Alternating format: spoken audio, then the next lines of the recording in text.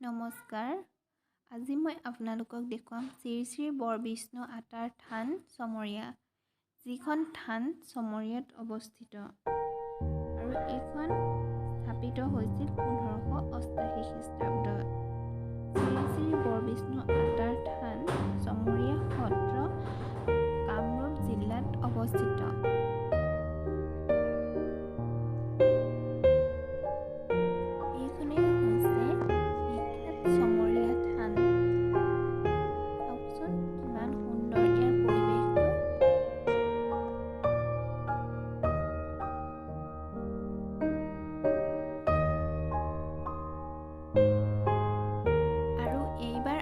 আমি থানৰ ভিতৰ অংশলৈ দেখিছেনে মণিকূটেৰে সৈতে থানখন কিমান সুন্দৰকৈ ৰখা হৈছে।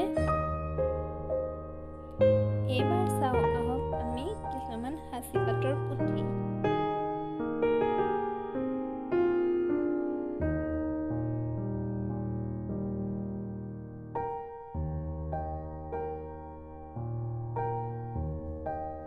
এইবাৰ আমি থানখনৰ আৰু অলপ ভিতৰ অংশলৈ সোমাই আহিছোঁ।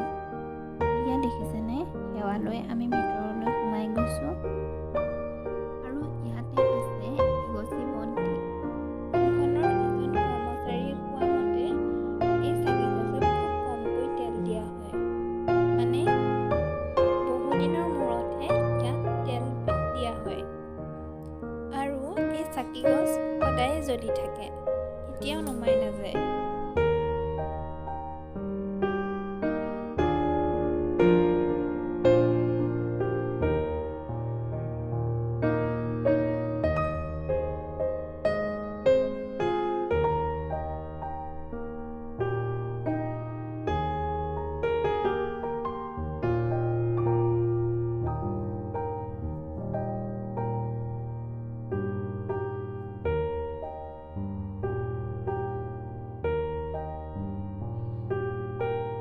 ব্যক্তিজন আপোনালোকে হয়তো মন কৰিছে, তেওঁ থানখনৰ বিষয়ে ইমান সুন্দৰকৈ বৰ্ণনা কৰি কৈছে।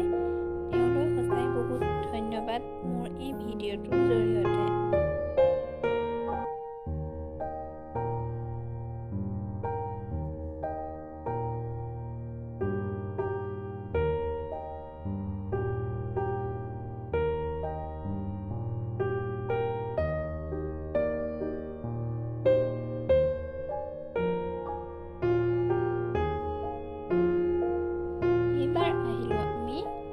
বাহিৰলৈ চাওকচোন, কিমান এটা সুন্দৰ পৰিৱেশ, নহয়নে বাৰু?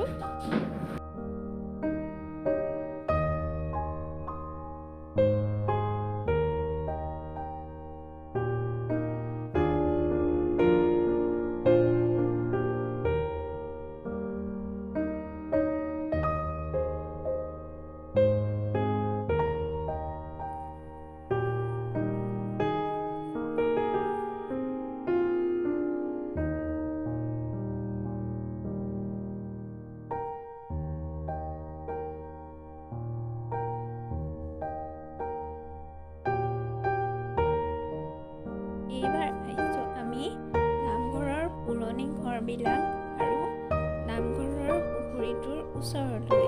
আহকচোন চাওঁ। আৰু এতিয়া চাওক এই চৰাইবিধলৈ। কি চৰাই বাৰু, চিনি পাইছেনে?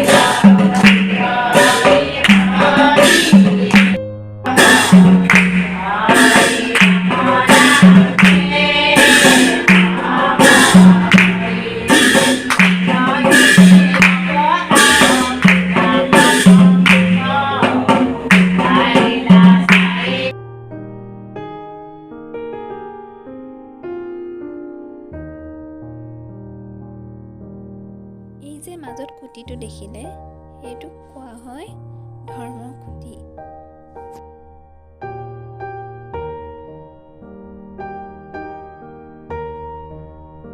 এইবাৰ পুনৰ আহিলোঁ আমি আকৌ পুখুৰীটোৰ মাছবিলাকক মৰি দিবৰ বাবে।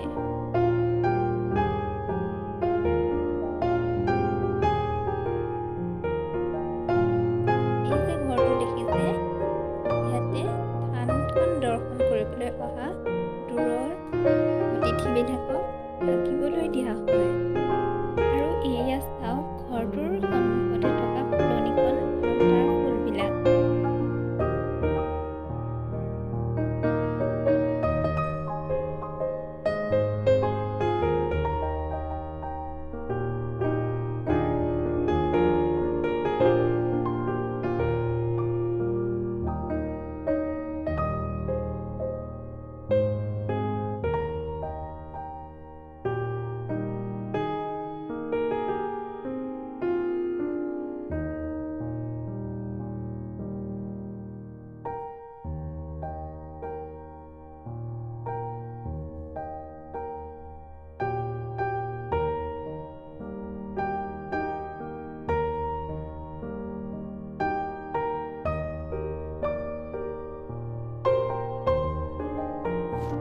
এয়া চাওকচোন থানখনৰ ৱালত কেনেদৰে ইমান ধুনীয়াকৈ অংকন কৰা হৈছে।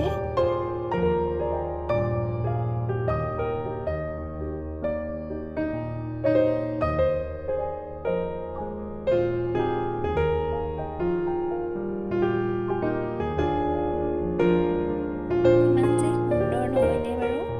চালে চাই থাকিবলৈ মন যায়।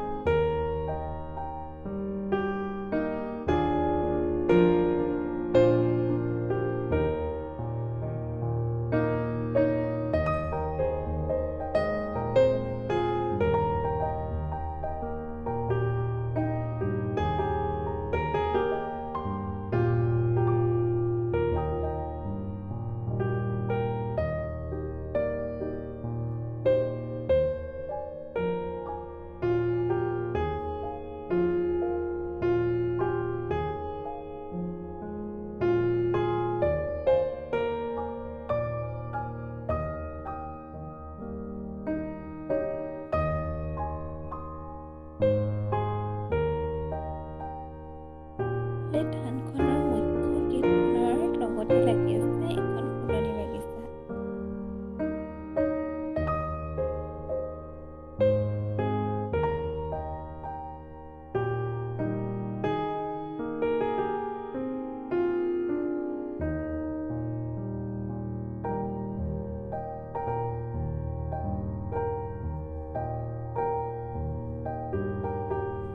এইবাৰ আহিছোঁ আমি জলপান খাবলৈ।